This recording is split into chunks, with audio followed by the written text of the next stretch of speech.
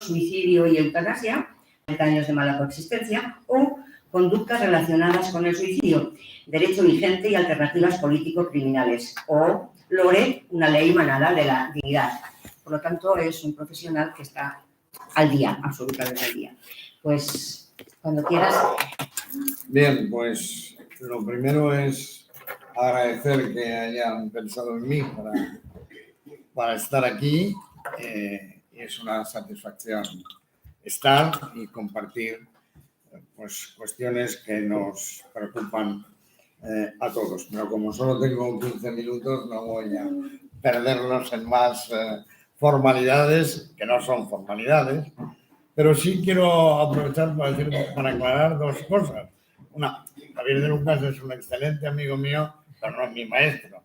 Y segundo, la anécdota que contó ayer es falsa. Es decir, yo no me fui de su grupo, me fui del grupo de otro profesor del departamento, pero no del suyo. ¿Le buscaste a él? No, tampoco. Busqué un tercero que era Elías Díaz. Entonces, bueno. Bueno, aclarado. Bien. Gracias. Bueno, entrando en materia, pero antes también de entrar en la cuestión concreta de la objeción de conciencia, quiero hacer alguna reflexión general sobre la ley y sobre la sentencia del Tribunal Constitucional, muy rápidamente. Solo para decir una cosa, básicamente. Esta no es una ley despenalizadora, es decir, no es una ley que simplemente despenalice y, por tanto, entre comillas, legitime la práctica de la eutanasia. Si fuera eso, si fuera solo eso, la ley se habría quedado cortísima y estaríamos diciendo que era una mala ley porque no ha despenalizado ni mucho menos todo lo que tiene que despenalizar, ha despenalizado muy poquito. Y todos podemos seguir pensando, pues por ejemplo, en Amor, la película de Michael Haneke, o en la de Clint Eastwood, o en otras, incluso en el caso de José Luis San Pedro. Vista en Mar Adentro. No es, por tanto, una ley despenalizadora, es una ley que regula una prestación del Estado social de derecho. Y en ese sentido es admisible, aunque se haya quedado corta, y ayer dejamos claro que se ha quedado corta, pero ha de ser bien recibida. Y ha de ser bien recibida justo porque no se limita a despenalizar, sino a regular una prestación que, reconozcámoslo también, España es uno de los primeros países donde está regulado con toda la extensión que contempla la ley. Y lo mismo cabe decir de la sentencia del Tribunal Constitucional, la sentencia 19-2023 de 22 de marzo, en el sentido de que, bueno, para empezar, estemos contentos de que da el visto bueno a la totalidad de la ley. No es un gran mérito del Tribunal Constitucional porque el recurso era muy malo y era fácilmente contestable. Pero la composición del Tribunal Constitucional es la que es, y es un mérito que yo quiero subrayar de la propuesta que se llevó a la deliberación, que haya obtenido 9 de los 11 votos posibles. Lo normal, entre comillas, es que hubiera salido 7-5. Ha salido 9, o 7-4, perdón. Ha salido 9-2, es decir, ha conquistado el voto afirmativo de 2 magistrados que normalmente, por ideología, no lo habrían admitido, y eso quiere decir que está bien hecha y que es fruto de un debate importante. Otra cosa es que haya, y yo lo subrayo, también salió ayer la cuestión, un voto particular convergente de la magistrada María Luisa Balaguer, que va más allá, a mi juicio, de la sentencia. Tampoco es un mérito especial, es mucho más fácil en un voto particular decir lo que quieres decir que cuando estás discutiendo el fondo de una sentencia y tienes que llegar a acuerdos con quienes al principio están absolutamente en contra. De manera que yo me felicito por la situación, tanto legal, con todos los problemas que estamos viendo estos días y más que vamos a seguir viendo que salen, y por la afirmación o por el contenido, al margen ahora de algún detalle, pero por el contenido del fallo de la sentencia del Tribunal Constitucional. Esto lo puedo para ti, coger. sí, es para ti.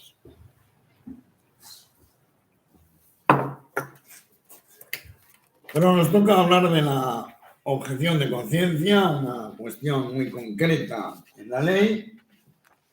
En mi intervención, además, creo que en el programa aparece como interrogante, como si es un derecho. Lo firmo inmediatamente, es un derecho.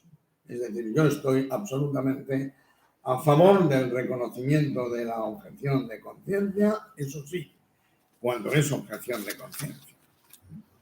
Y empiezo por una cuestión. Bueno, hay un conflicto evidente entre el derecho a la prestación y el posible derecho a la objeción de conciencia, que no puede resolverse sino claramente en favor del derecho a la prestación. Es decir, un conflicto entre un derecho básico, fundamental, como es el derecho a la obtención de la prestación, que, insisto, no puede el Estado, porque ahí el responsable sería el Estado, no puede denegar, tendrá que hacer todo lo que esté en su mano, que es mucho, para que la prestación sea efectiva en todo caso. Y luego hay una cuestión curiosa. Los dos son derechos fundamentales. Sí. La ley es muy garantista, lo decíamos ayer, posiblemente excesivamente garantista respecto de la comprobación de la autenticidad de la voluntad del sujeto y de que se dan el contexto de eutanásico. Pero para la objeción de conciencia no hay garantía de ningún tipo. Objeta quien quiere. Y basta con que diga objeta para que objete, para que se admita su objeción. Pero es que me obliga usted a inscribirme en un registro. Bueno, ¿qué menos? ¿Qué menos que si usted quiere objetar, conste su objeción? Y no parece un esfuerzo excesivo, sobre todo cuando la ley también impone, con toda prudencia, que se trate de un registro confidencial y con absoluto respeto a la protección de datos correspondiente. De manera que no parece que realmente el contenido de las exigencias de demostración de la objeción de conciencia sean, a mi juicio, no ya excesivos, sino que son absolutamente insuficientes. Es decir, la ley tendría que exigir también unos requisitos mínimos para admitir la objeción de conciencia. ¿Cuál es? Sin necesidad de investigar la vida privada o pública del solicitante, pero esto lo tiene que fundamentar de alguna manera. No puede admitirse los casos que escuchábamos en la intervención anterior. Esto es muy complicado, yo tengo que venir los martes, yo los martes tengo pádel, y ¿cómo voy a venir los martes a hacer eso? Objeción de conciencia. Eso es inadmisible. Eso es inadmisible y eso puede incluso llegar a ser un constitutivo de un delito de denegación de derechos fundamentales a la otra persona. Por tanto, la ley es absolutamente ahí insuficiente en cuanto a la regulación de las exigencias de la objeción de conciencia. Ahora, dicho eso, ¿qué presentaba o qué planteaba el recurso? Procuro ser rápido porque creo que ya estoy casi... Todavía me queda. El recurso de Vox, que es el único que se ha resuelto. Por lo que sé, el recurso del Partido Popular está mejor hecho, pero abarca menos materia, de manera que no va a ser, creo, problemático una vez resuelto este, ¿no? Plantea dos objeciones básicas a la objeción de conciencia. Una, su no consideración como en la reserva de ley orgánica, es decir, el artículo 16 de la ley, donde se regula parcamente la objeción de conciencia, tiene naturaleza de ley ordinaria y no de ley orgánica. Y en segundo lugar, se objeta la existencia del registro. Bueno, muy brevemente, para que entendamos la significación de por qué la diferencia entre ley orgánica y ley ordinaria. La ley orgánica es necesaria para regular el desarrollo de los derechos fundamentales, recogidos en un determinado lugar de la Constitución, pero para los derechos fundamentales. Por tanto, podría entenderse que al no haber reserva de ley orgánica y regularse, por tanto, por ley ordinaria, el artículo 16, la ley está diciendo que la objeción de conciencia no es un derecho fundamental. Bueno, la sentencia es clara en el sentido de que la objeción de conciencia está declarada en el artículo 3, que es el artículo de definiciones, y por consiguiente ese sí tiene naturaleza de ley orgánica y por tanto no se está negando la característica de derecho fundamental a la objeción de conciencia. Lo que sí se está negando es la característica de desarrollo de derechos fundamentales en el artículo 16. El artículo 16 no desarrolla un derecho fundamental y entendemos por desarrollo la regulación que resuelve el conflicto entre dos derechos fundamentales. Aquí no se está resolviendo el conflicto, aquí se están regulando detalles de la objeción de conciencia. Mire usted tiene que inscribirse en un registro, usted tiene que hacerlo anticipadamente y por escrito, tiene que constar anticipadamente y por escrito. Por tanto, eso no es un desarrollo y es lógico, por tanto, que no haya naturaleza de ley orgánica. El que no haya naturaleza de ley orgánica tiene otra consecuencia, que prácticamente era necesaria en este caso. Es decir, había que resolver ese problema desde el punto de vista legal. Yo no sé si acertado o desacertadamente, pero desde el principio toda la cuestión de la regulación de la eutanasia ha sido considerada desde un aspecto sanitario, desde el aspecto, por tanto, de la regulación de salud. Y la regulación de salud, las competencias en materia de sanidad, como es sabido, corresponden a las comunidades autónomas.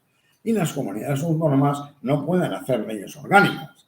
De manera que si pretendemos mantener esa idea, que no era la única posible, porque la regulación de la eutanasia podría haber sido reservada al Estado, perfectamente haberse desarrollado no como materia sanitaria, aunque obviamente el personal sanitario tiene un protagonismo obvio y todos los centros sanitarios tienen un protagonismo obvio, pero la regulación de y de hecho la regulación de la eutanasia está hecha con ley orgánica, pero la regulación mucho más desarrollada de la eutanasia también podría haber sido reservada al Estado. Las famosas comisiones de garantías, que por cierto recordaréis todos que en la primera versión del primer anteproyecto no se llamaba comisión de garantías, sino comisión de control. Bueno, podría perfectamente ser estatal. Se ha deshecho esa idea, se ha preferido, probablemente es mejor que sean de las comunidades autónomas.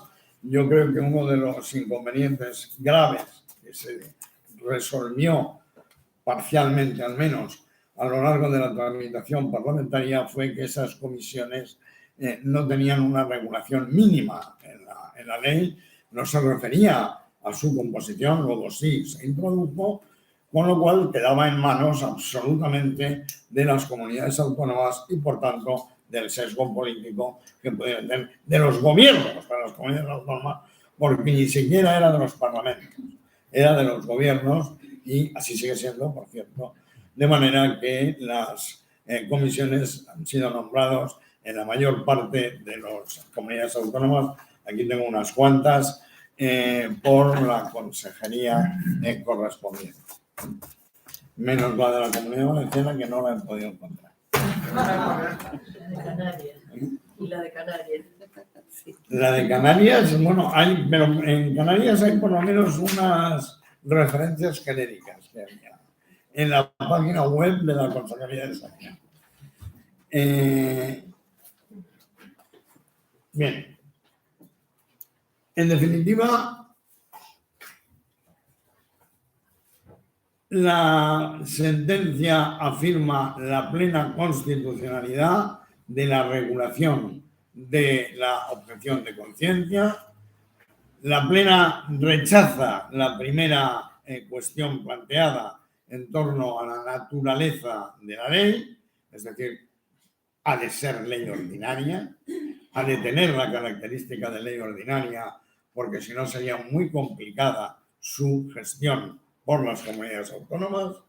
Y en segundo lugar, no hay, desde luego, ninguna tacha de inconstitucionalidad por la exigencia o por la existencia de un registro previo, que además la ley lo dice expresamente, se realiza para facilitar la prestación. Ahora bien, eso está así en la ley, está así en la Constitución, es decir, es constitucional. Esta es la regulación muy parca de la objeción de conciencia. Ya digo que yo lo que he hecho faltar sobre todo son requisitos de comprobación de la concurrencia real de esa objeción de conciencia y no de conveniencia, como efectivamente acaba sucediendo. Pero dicho esto, yo diría que no se entienda como una salida de tono, pero creo que las regulaciones de las objeciones de conciencia en un tema como este, especialmente sensible, sin duda, no nos debe hacer creer que con eso hemos resuelto la cuestión. Es decir, ahora manejamos cifras, estadísticas.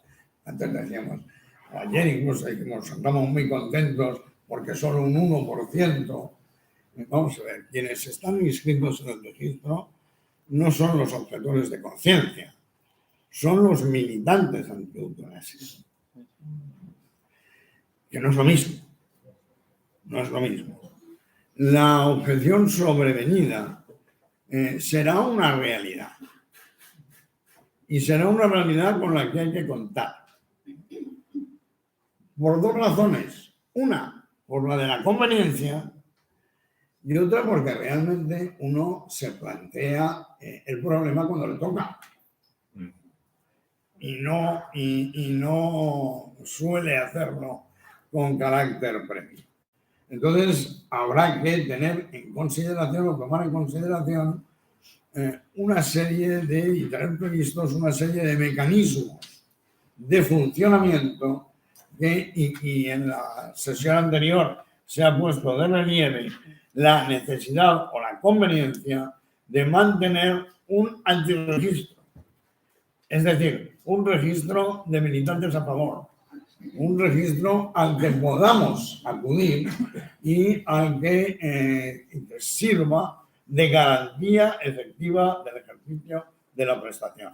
No podemos dejarlo al albur de quién es el médico responsable porque le ha tocado y vamos a buscar desaforadamente y en 24 horas un médico consultor. No, hay que tenerlos previstos, hay que tenerlos funcionando y, bueno, pues si hay militantes anti, nosotros somos más y mejores, ¿no? Por tanto, hay que tener previsto eso porque el mecanismo de la objeción de conciencia no funciona anticipadamente, funciona en el momento en que se produce el eventual conflicto.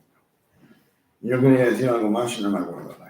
De manera que, bueno, como... Sí, luego habrá ocasión. Que habrá ocasión. Habrá ocasión porque además he debido cumplir los 15 minutos o no. Exacto. Bueno, pues nada, pues hasta aquí hemos llegado. Luego en el debate me acordaré. Presento a Elisa Corujo. Ella es licenciada en Medicina, nacida en el 60, en San Bartolomé. Licenciada en Medicina por la Universidad de La Laguna, en los años 80, y especializada en geriatría. Su primer trabajo fue en el Hospital Insular de Lanzarote, y una persona comprometida, una profesional comprometida desde los años 80 en la organización de la asistencia sanitaria propia de la transición, que muchos podemos, los sanitarios que estamos aquí, podemos imaginar muchas cosas. Y el acompañamiento al final de la vida, que eso llegó un poco más tarde, esa preocupación, incluidos los cuidados paliativos. El cuidado, como suele decir ella, ha marcado su trayectoria profesional, desarrollada siempre con un abordaje integral del proceso de enfermedad o del final de vida. La palabra integral es un tecnicismo, en este caso. Actualmente es miembro de la unidad de apoyo profesional, de asesoramiento, perdón, la UPAM, la unidad de asesoramiento y apoyo profesional para morir de Lanzarote, y es presidenta del Comité de Ética Asistencial de la Gerencia de Servicios Sanitarios de Lanzarote. Por lo tanto, tiene un perfil, yo creo que muy interesante para ver primero lo que hacen en Lanzarote y acabar de perfilar esa unidad, y también cómo lo vive y cómo lo afronta una profesional importante. Son estos que trabajan también en cuidados paliativos con quienes a veces parece que estemos enfrentados y no es así. Así es. Sí. ¿Se oye? ¿Se oye? Sí. Bueno, pues muchas gracias a la organización, muchas gracias a Javier, presidente de DPD y amigo y conocido desde ya hace unos años y con mucha cercanía. La característica fundamental de todo lo que ha comentado pues Consuelo ha sido pues que he visto muchas muertes. Muchas muertes, algunas han llegado a un buen fin, con un final digno, otras con un mal fin, la mayoría de ellas, y una pues alegría de tener un marco regulado para de alguna manera pues morir como queremos morir. Que habrá mucho recorrido, que habrá mucha revisión en la ley, pues por supuesto, pero somos todos nosotros lo que de alguna manera vamos a seguir observando, modificando y planteando un poco las distintas vertientes de necesidad de revisión que tiene la ley. Aquí, Consuelo. Sí, como digo, la ley Lance, esto está ahí. Es un campo de flores, no es completo. No, él tiene toda la panacea en cuanto a la atención de cada uno de nosotros o de la persona que lo vaya a necesitar, pero es una herramienta muy, muy importante, ¿no? No tenemos otra para comparar, pero sí tenemos una para ir revisándola y para ir adecuándola a los tiempos que vamos viviendo y al tiempo asistencial que las distintas organizaciones, desde el punto de vista de las leyes y de la gestión sanitaria, pues vaya ahondando en su revisión. Teníamos este mapa de problemas previamente, un mapa de problemas que sigue estando porque como hemos visto, la ley es muy garantista, todavía hay muchas situaciones donde realmente no se dan todas las particularidades para que la persona sea libre con toda la libertad y con todo la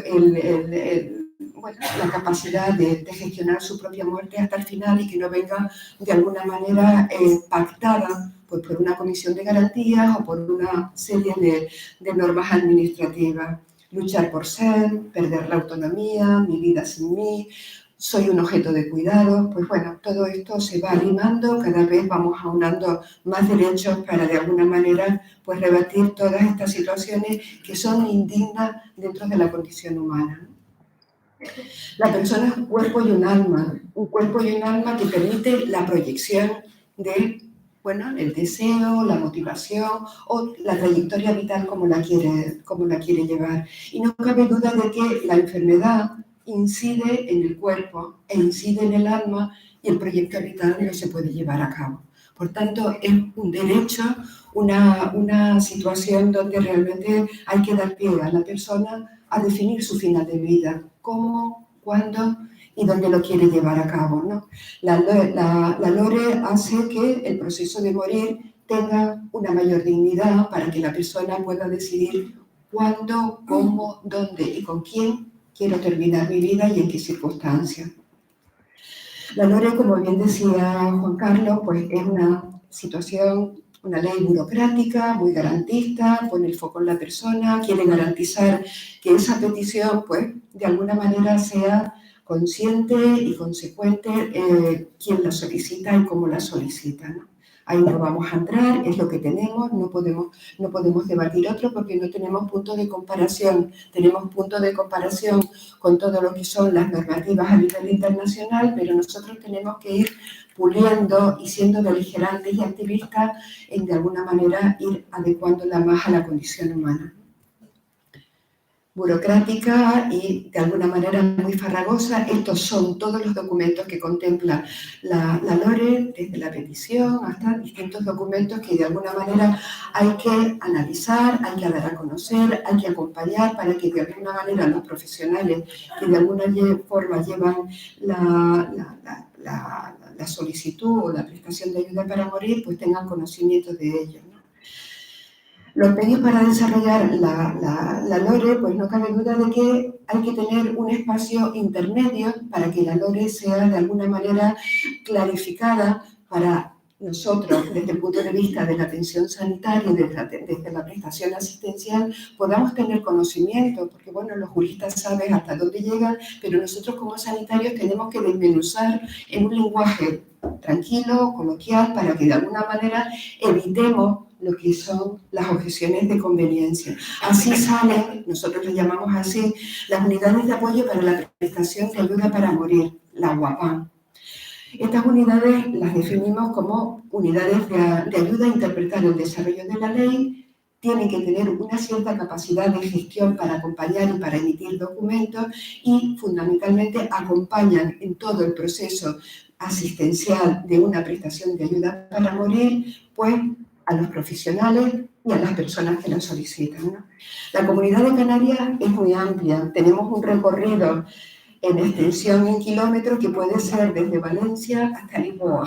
Y cada isla somos una entidad que nos gestionamos con nuestra gerencia. Afortunadamente la gerencia de Lanzarote es una gerencia única, tanto de primaria como de especializada. Y bueno, pues en su momento pues, se creó nuestra unidad de apoyo para el proceso de morir.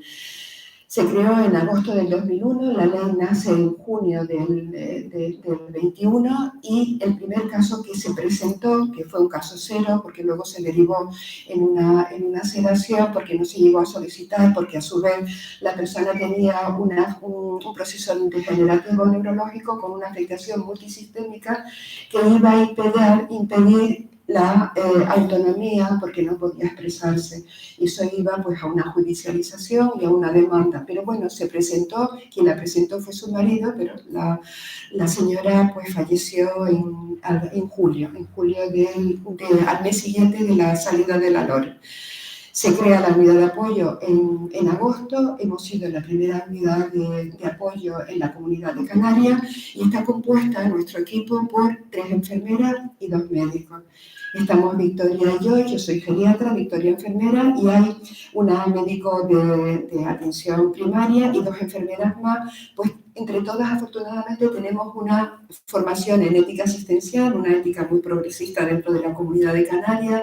Tenemos sensibilidad en el tema, de hecho estamos aquí, pues tenemos ya una trayectoria profesional muy amplia y tenemos pues capacidad de poder gestionar y poder comunicar, sobre todo a la hora de dar formación e información a nuestro ámbito asistencial, ¿no? Así, en la unidad de apoyo de Lanzarote, apoyo y asesoramiento a los profesionales, gestión documental y sobre todo, muy importante, formación continuada sobre los aspectos de la LORE y nuestro testamento vital, que son las manifestaciones anticipadas de voluntad. La formación se dio inicialmente cuando salió la LORE, incluso a la semana siguiente se dio una formación a los directivos y a los gestores de nuestra sanidad en la isla, en primer lugar para que conocieran un poco todo lo que es el desarrollo de la misma y luego a distintos colectivos profesionales. Dimos formación a todos los equipos, a todos los servicios de especialidad en el hospital, atención primaria y luego ya salimos a la comunidad. Centros educativos, asociaciones de mayores, atención primaria por centros de salud, para ir dando a conocer un poco todo lo que es el planteamiento. Tal es así que una de las cosas que nos hemos planteado como una comunidad es que la gerencia tenga dentro de sus objetivos de gestión la formación sobre estos aspectos. Es una cosa que estamos negociando y sería interesante porque si ya lo pone dentro de sus objetivos, la proyección de conocimiento pues va a ser mucho mayor. Como digo, la primera solicitud pues llega a la UAPAN y llega a la UAPAN en papel. Nosotros somos el repositorio de todos los documentos que se dan cuando se solicita una prestación de ayuda para morir. Esta primera solicitud se manda a lo que es la Comisión de Garantía. La Comisión de Garantía, Victoria comentó antes de una pincelada, tenemos todavía una Comisión de Garantía muy críptica, muy oculta. Tenemos un intermediario que accede a la Comisión de Garantía y a través del intermediario solicitamos la apertura del proceso confidencial. Ese proceso confidencial es un proceso más dentro de la historia clínica electrónica del paciente. Es un proceso encriptado donde ahí se van sumando todos los documentos que se precisan para cumplimentar un poco hasta la resolución de la Comisión de Garantía. Nosotros lo que hacemos es recibir la primera solicitud, abrir el proceso confidencial con la Comisión de Garantía y ahí anclar todos los procesos que se van generando en los tiempos que marca la ley, ¿no? Gestión documental e interpretación en los términos y en los plazos que dice la ley, como ya se ha comentado estos días aquí, ¿no? La UAPAN, por tanto, es una unidad de apoyo, de asesoramiento y de ayudar a conducir al profesional en todo lo que el marco legislativo pues, propicia, ¿no? Asesorar al médico responsable. En caso de no existir un médico responsable, favorecer la búsqueda dentro de nuestra área de salud. Apoyo emocional al equipo asistencial, al médico responsable, a la enfermera, al consultor, a las familias que de alguna manera necesitan más información y más asesoramiento, y luego llevar a cabo un seguimiento del caso donde de alguna manera en este seguimiento se dé a conocer que todos los documentos que la ley necesita o que la ley espera estén en tiempo y forma para que de alguna manera la comisión lo reciba de esta forma. Las funciones, como decía antes, el envío de los documentos a la Comisión de Garantía, gestionar con el servicio de admisión hospitalario un tiempo y un espacio adecuado para este tipo de dinámica. Nosotros tenemos una oficina o un espacio donde tenemos el ordenador, tenemos el escáner, tenemos la impresora, porque a través de ese espacio mandamos todos los documentos a la Comisión de Garantía.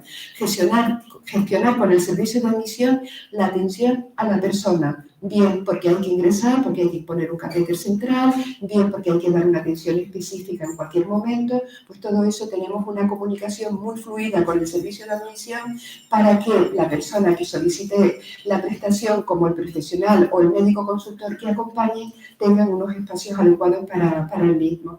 Informar al médico responsable, aparte de que la comisión ya lo ha hecho, quizás nosotros lo recibimos de una forma muy inmediata porque tenemos a Victoria, que gestiona un poco desde el punto de vista administrativo todos los documentos, sabemos en primer lugar cuál es la resolución de ese proceso.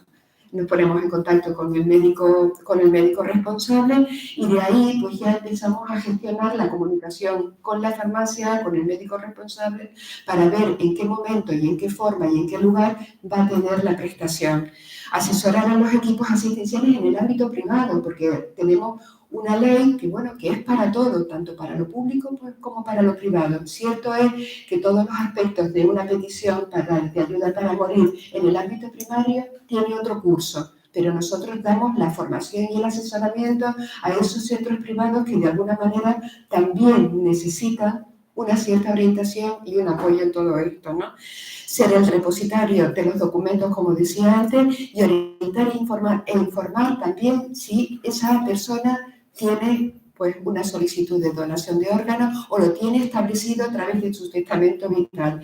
Tal es así que nosotros no tenemos la unidad de trasplante, la unidad de trasplante se tiene que desplazar desde Tenerife a Lanzarote para llevar a cabo la extracción de los órganos. Pues todo eso lo llevamos de una manera muy, muy cercana a la hora de que se lleve a cabo de una manera digna cuando la persona lo precisa, en el marco que lo precisa. En este caso no hemos tenido ninguno en el marco domiciliario, pero bueno, ya se empieza a hablar de que la donación de órganos también puede ser en el marco domiciliario, pero de una manera muy, muy coordinada con la unidad de trasplante, quien pone los puntos en todo este proceso final, ¿no? La unidad de apoyo es una unidad de compromiso.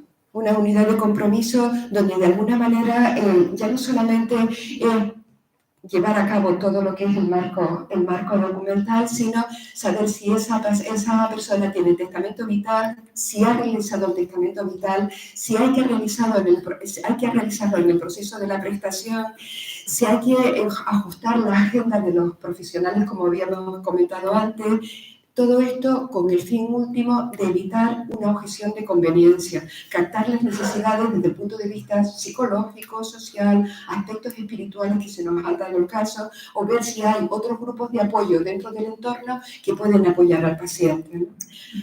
Análisis individualizado. Después de ocurrir en la prestación de ayuda para morir, después de llevarse a cabo la eutanasia, llevamos a cabo una reunión donde vemos nuestras fortalezas, las dificultades de gestión, los aspectos emocionales, los puntos a mejorar o cualquier otro aspecto que hay que implementar para ir de alguna manera dando mejor calidad asistencial.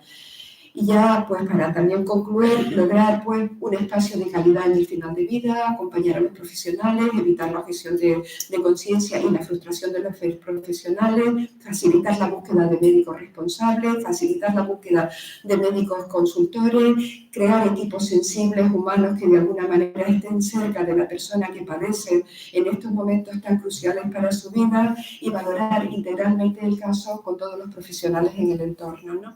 Por tanto, ya para concluir, las unidades de apoyo para la prestación de ayuda para morir se caracterizan por el respeto, el compromiso, la entrega, el acompañamiento, la facilitación, la escucha, la interacción, el humanismo, para que de alguna manera con todas estas herramientas tengamos una atención centrada en la persona y en el profesional de cara a lograr una vida digna y una muerte digna.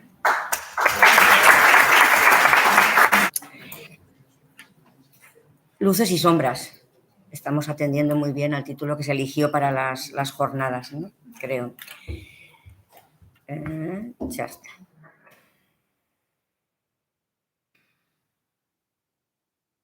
Como socia de DMD, ¿sí? Como socia de DMD voluntaria y que trabaja en los equipos de atención primaria, tengo una experiencia que completa un poco, que complementa lo que hemos estado hablando esta mañana. porque cuando te toca acompañar, quizá, y en mi caso así ha sido, a varios pacientes has visto cosas que no querrías haber visto, ¿no? Médicas llorando, médicos enfadados, irritados que se levantan de la mesa, etcétera, ¿no? Y escuchar expresiones que no tendrían que ocurrir. Y también te ha tocado negociar con muchos profesionales que tienen poder de decidir o poder de hacer o de no hacer y te han decepcionado muchas veces, ¿no? Entonces, bien, ¿desde dónde voy a hablar yo hoy? Pues solo desde una cosa que es un poco el punto de partida, ¿no? Los hechos son una cosa y los valores son otras, son los mismos, y entre ambos están los prejuicios, ¿no? Y el mundo de prejuicios que yo percibo es alto, muy intenso. Yo soy profesora de la Facultad de Medicina, he formado muchísimos médicos. Algunas de esas consultas en las que he ido acompañando me ha dicho, oh, doctora, me creo. Y yo le miro y digo, ya sé si es pro o contra, para empezar. Entonces, pero no solo eso, sino en la facultad he tenido muchos debates, en 40 años hay tiempo para todo, y la transición democrática no fue lo que quizá ha sido en muchos aspectos. En las facultades de medicina, por lo menos, yo puedo asegurar que no se ha notado tanto, ¿no? Yo diría que, por ejemplo, en mi facultad pues hay un alto porcentaje de personas que quizá voten al PP, de siempre, y sin plantearse quizá otra cosa, ¿no? O UCD. Pero los socialistas, los pocos socialistas conocidos como tales, han sido personas conocidas, nombradas, signadas, señaladas. No me digamos nada de los comunistas, que por ejemplo era mi caso. Y entonces, y que se me han vetado cosas, o sea, lo que se llama vetar, ¿no? Por los propios colegas. Quiero decir que conozco un ambiente que no es proclive y que el sentido de la objeción de conciencia no es el que como filósofa o como historiadora pues yo utilizo, ¿no? Bien, ¿de dónde parto? De la idea de que, por una parte, la ley, ¿no? Parecía que el derecho a la objeción de conciencia no está regulado y también se regulaba lo otro, que es un pacto social, ¿no? A mí me parece magnífico. Está el derecho del médico A y el derecho del paciente a elegir su médico. Y con eso a mí me parecía que era suficiente, y a muchos en DMD nos parecía que eso era suficiente porque garantizaba, digamos, lo que necesitábamos, y es que eso fuera un proceso, iba a decir cariñoso, pero no una gincana, ¿no? El proceso de petición de ayuda para morir. Y la ley lo que establece es lo siguiente, que la administración es la garante, ¿no? Del derecho del paciente a la prestación, porque es un proceso en el que se regula la integración de una nueva prestación socialmente o éticamente conflictiva en el Sistema Nacional de Salud. Y eso hay estudios de otras prestaciones conflictivas y tiene una dinámica determinada, ¿no? ¿Qué ha pasado con el tiempo, con algunos pocos meses? Pues dos cosas que a mí me han dejado desnortada, tengo que decirlo aquí. Y vengo a por ideas, ¿no? Y ánimos. Primero, se instituye un valor profesional que está resultando incuestionable y que es incuestionable, el deber de no abandonar al paciente. Yo recuerdo la primera reunión del Colegio de Médicos de Zaragoza, que el jurista que llevaron, el abogado del colegio, tuvo que acallar las voces del presidente que presidía la reunión y decirle, no, esto no lo puedes decir, no lo puedes hacer, ¿no? Porque la ley establece el derecho del paciente. En la segunda reunión, un mes después, todos estaban completamente de acuerdo en que es un deber deontológico acompañar al paciente y que para eso estaba la objeción de conciencia. Bien, pues finalmente resulta que esa, que parece sensato, ¿no? El deber de no abandonar al paciente puede ser el núcleo de un problemón, de un problema. La Administración, al menos en Aragón y en otras muchas, y en general, apoya la interpretación restrictiva de la objeción de prestación al final de la vida solo para los que intervienen directamente. Por lo tanto, lo que ha contado Carbonell, pues lo entendemos todo. ¿Cuáles son las consecuencias que yo estoy viviendo, al menos en nuestro territorio? Y pienso que habrá que hablarlos y también en otros sitios, ¿no? Que cualquier persona puede verse en manos de un médico objetor de conveniencia. Y eso no era lo que habíamos imaginado, ni lo que deseamos.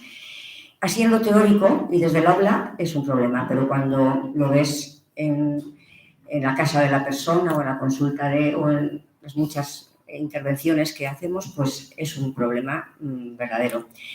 Y por otra parte, también somos conscientes y tenemos experiencia de haber observado, ¿no?, la praxis médica de objetores que han sido obligados a intervenir porque no les exime la objeción de conciencia de la participación en las labores de información, documentación, evaluación, gestión ¿no?, y del proceso deliberativo, pero pueden hacer una mala praxis y desde luego hacen sufrir, pueden hacer sufrir mucho, ¿no?, hasta el punto de que un paciente puede sentirse acosado, presionado y derrumbarse y llorar. Alguien que había necesitado igual 2 o 3 conversaciones personales para preparar la entrevista, ¿no?, etc.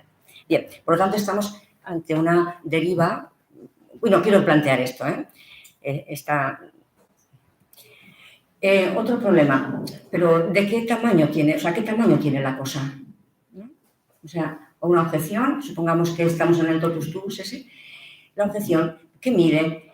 Si os fijáis, en los últimos meses hay una pasión en los medios de comunicación por poner en evidencia la objeción, como si estuviéramos casi respondiendo a la objeción que creó un problema en España hace 40 años con lo del aborto. ¿Es cierto que es un problema? Yo no lo creo. O sea, no es un problema la objeción, el número, ¿no? ¿Cuántos objetores? Es el número por la cuantificación. ¿Cómo la tiene usted, no? ¿De cuántos centímetros, no? Tiene usted el problema. Pues no, no ese es el problema. Este es un mapa, el que salió de los últimos, porque salía Aragón. Aragón pasa por ser la comunidad con más objetores y además sí que inauguró un proceso. Hubo un caso problemático, la persona se suicidó, no me sorprende nada, porque después de 4 meses no había llegado a ningún puerto su solicitud y además la administración creía que no tenía derecho, pero no había pensado que tenía que informar de ello, y saltó a la prensa, que la asesoramos, y entonces en 15 días de 63 objetores que había en el registro pasaron 900. Luego, esto que decía muy bien Carbonell, es una objeción que yo diría muy ideológica, ¿no?, que es militar casi, ¿no?, porque llega el sindicato, llega el colegio de médicos, llega una institución a la que sientes pertenecer, ¿no?, y entonces actúas porque te conviene, desde luego, pero en esa condición, ¿no?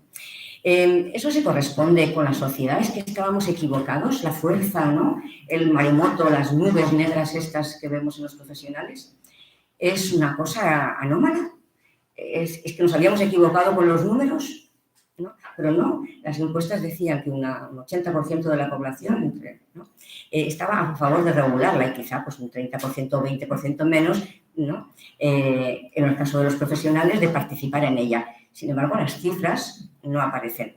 ¿Por qué las personas que no tienen verdaderamente una objeción de conciencia y no son personas, yo diría, personas no éticas, ¿no?, por qué no están disponibles? Por muchos factores que ahora los vamos a un poco comentar, ¿no?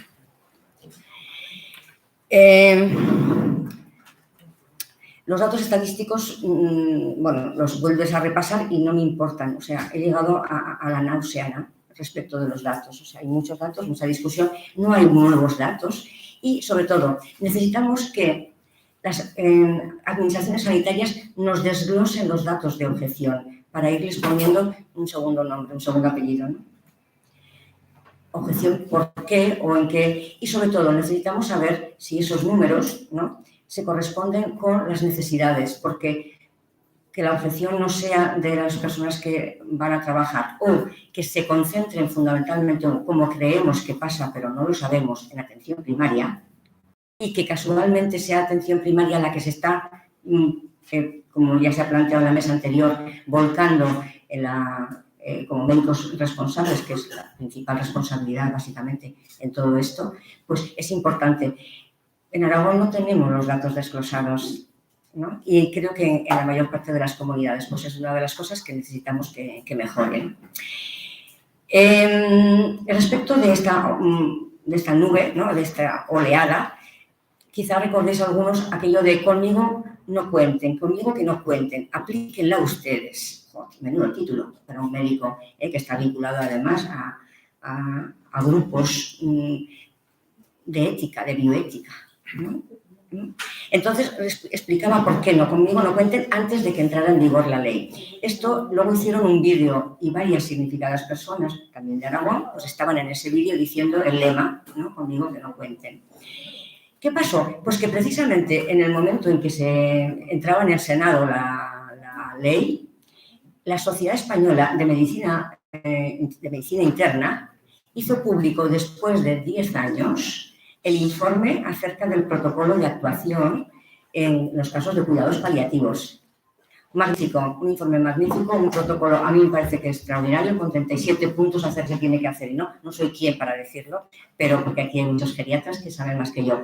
Pero visto desde historiadora muy acostumbrada a leer la realidad en los papeles, ¿no? En bidimensional, pues me pareció estupendo. Yo tengo varios amigos que son internistas, ¿no? Y uno de ellos era el presidente en ese momento, era de Zaragoza. ¿Queréis creerme que yo creía que iba a contar con ellos, ¿no?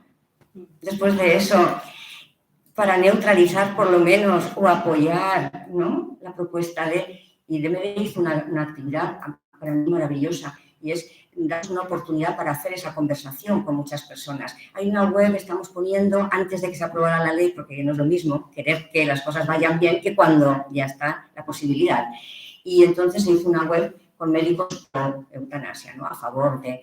Firmaron algunos que no pensábamos, pero sobre todo no firmaron muchos de los que habían trabajado mucho por una mejora de los cuidados paliativos y no tenían ningún problema de objeción de conciencia, ¿no?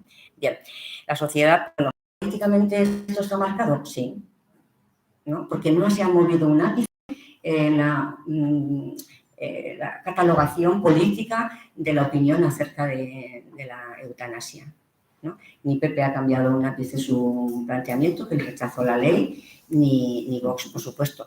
Y dudo que lo del Tribunal Constitucional les haga cambiar, ¿no? Entonces, vengo aquí a plantear unas preguntas, las que yo tengo, que no las sé resolver. Una, ¿cómo mejorar la gestión de la solicitud PAN cuando nos enfrentamos a los objetores que no son de conciencia, sino de conveniencia? Porque son dos cosas muy distintas. Yo soy absolutamente respetuosa, me gusta mucho, como profesora, trabajo mucho con los alumnos, lo que puedo, acerca de lo que es la conciencia, ¿no? La ética, no la bioética, la negociación de las decisiones que hay que tomar para resolver un problema, sino otras cosas. Bueno, pues ¿cómo mejorar la gestión? Y tenemos muchas soluciones, ¿no? Debemos exigir, y esa es una pregunta durísima, ¿no? Debemos exigir que ningún objetor atienda solicitudes y busque a quien sí lo hará. Es una responsabilidad que debiera ser de los colegas médicos o de la administración. La administración lo ha cogido, yo creo que acobardada por lo que le ha llegado, pero debiera ser así. Yo pienso en un horizonte de 10 años, igual todavía me beneficio, ¿no? Como historiadora tengo costumbre de saber que las cosas tardan, ¿no? Tardan mucho.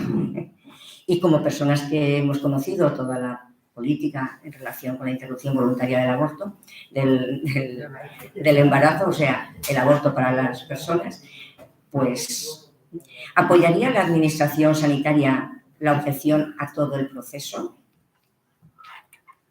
O sea, que un objetor lo sea en estas precisiones que pedía Carbonell, que yo también las pido, o sea, es que hay que aclarar esto, porque si no volvemos a poner un monstruo en las relaciones, en todo. O sea, esto porque hay mucha gente necesitada y mucha gente que está esperando a ver qué pasa porque recibe zapazos, ¿no? ¿Los pacientes deben comprometerse? Esa es otra pregunta difícil, ¿no? O sea, debo yo a la gente con la que tengo ocasión de trabajar o de hacer, ¿deben comprometerse en la reeducación de su médica de cabecera? ¿No? O sea, debemos pedir citas para hablar con ellos, con ellas, ayudarles, ¿no? Quitarles ese miedo, etc. ¿Puede DMD, ya es la última, dice, entonces DMD, ¿qué hacemos? ¿Acompañar? ¿O debiéramos ponernos, ¿no? Cual abogados, ¿no? Para usar la pericia, que ya la hay, y mucha, en denuncias y defensa legal, pero también ante la contenciosa administrativa, si algo le molesta y le preocupa mucho a las consejerías, al menos la de Aragón y creo que a todas, son las sentencias del contencioso administrativo. Están tan nerviosos, tan nerviosos, que el otro día a una paciente que fue a quejarse de que algo no estaba yendo bien y no estaba yendo bien, el secretario de la comisión no tuvo más remedio que recordarle que es que estaban muy presionados y había que hacer las cosas, ¿no?, de esas maneras. Factores determinantes de la objeción de conveniencia. Creo que ya se me ha pasado el tiempo. Entonces, simplemente decir que podemos hablarlo, pero paso unas diapositivas para ver un poco cómo en mi universo mental sitúo un poco qué es lo que creo, cómo racionalizo este problema, ¿no? Y yo digo, esto lo decía en noviembre del 21, ¿no? Antes de que pasara lo que pasó en el charla, quise decir cuáles son los factores que ya lo había escrito antes, ¿no? O sea, la ley crea problemas en la profesión médica, eso era evidente, independientemente de que estábamos en pleno post-COVID o COVID, ¿no? ¿Por qué? Porque entra en conflicto con valores profesionales muy arraigados, por una parte, y también con valores sociales problemáticos en nuestro país, ¿no?, que es muy católico, que quiere decir que la doble moral no le es ajena, ¿no?, a diferencia quizá de otras. Entonces, por ejemplo, desde el punto de vista profesional, por centrarme ahí, porque lo demás yo creo que ya se entiende bien, superar a la madre naturaleza, o sea, el médico, digamos que en resumen es soberbio, es un profesional enorme, es divino en el sentido de que supera a la madre naturaleza. Es más, o sea, yo como historiadora he leído muchos textos y en el siglo XVII es muy bonito ver cómo se endiosa el médico, ¿no? Y el médico y el científico. Pero luego en el siglo XIX, ese es un médico de la aristocracia, pero en el siglo XIX gana la Revolución Francesa los cirujanos, que son los médicos de la burguesía, como gana la Revolución burguesa, ¿no?, frente a la aristocracia y no, por supuesto, con el mundo del proletariado que se llamará después. El nuevo médico cirujano, omnipotente burgués, instituye una jerarquía profesional no solo con los ayudantes del facultativo, sino entre los titulados médicos, el especialista y el médico generalista. ¿Estará influyendo ese valor muy integrado entre ese abandono en el que tenemos para ocuparse de la eutanasia a los médicos de familia? A todos se le echa a ellos, porque ellos, los especialistas, se dedican a otra cosa, ser médicos consultores, que ni siquiera, en 3 casos, ni siquiera creo que se hayan leído la ley, ni sientan la responsabilidad de estar haciendo un informe de consultor, que no es de segunda opinión de cualquier otra cosa, sino de la ley de eutanasia. Nada que refleje que son conscientes de las 7 cosas a las que tienen que contestar, ¿no? Positivismo, otro problema en el siglo XIX, las máquinas, la tecnología, la ciencia, las células, etcétera. El sesgo biológico de la salud es tan potente que los médicos, de verdad, las médicas, no tienen palabras para decirlo, o sea, no tienen palabras para hablar de lo humano, de la persona, no del animal, de la persona que tienen delante. Y falta y también en este proceso. La industria de la objetividad no digamos nada, es que llega hasta las leyes estas, ¿no? Y luego la actitud intervencionista, hace falta una otra condición profesional, ¿no?, otro etos profesional, ¿no? El médico no es aquel que sabe lo que al paciente le conviene, ¿no? Negocia constantemente. La buena praxis es la constante negociación con los intereses, las necesidades del paciente. No es quien decide. Y en este caso, claro, eso pone en cuestión absolutamente algo que en España no se ha practicado demasiado. Sin duda, el que tengamos un sistema nacional de salud con una compleja y poco clara relación con la privada, ¿no?, hace que tengamos unas condiciones que nada se parecen a las de otros países de nuestro entorno para explicar muchos de los problemas que tenemos. En España todavía creemos que el Sistema Nacional de Salud tiene mucho del espacio de atención médica para pobres, miserables y necesitados y, sobre todo, estupenda material para las investigaciones. No tenemos una relación, los médicos no tienen esa relación de cuidar al paciente, que igual en otros países es normal, y esto también, pues, es un factor. Bueno, hay otras muchas, las dejaré para quien quiera si alguien las queréis pasar. Y simplemente decir, para terminar, que no todas las asociaciones que han intervenido son iguales. Hay 2 que sobresalen por su buen hacer. la Sociedad de Medicina Familiar y Comunitaria, no las otras dos asociaciones de medicina general, del mismo modo, y la de neurología, que se aprestó rápidamente a hacer un informe magnífico, que es ese que veis a vuestra derecha. Y luego decir que hay motivos circunstanciales, los estructurales de los que ya hemos hablado, ¿no? Y también sobre nada, de una manera que en las relaciones personales, si las pensáis, lo detectáis, ¿no? Quién va a misa y qué le está pasando, pues le están pasando cosas, ¿no? Porque se han hecho muchas campañas políticas por una parte, pero también las episcopales, etc. Bueno, pues hasta aquí. Muchas gracias.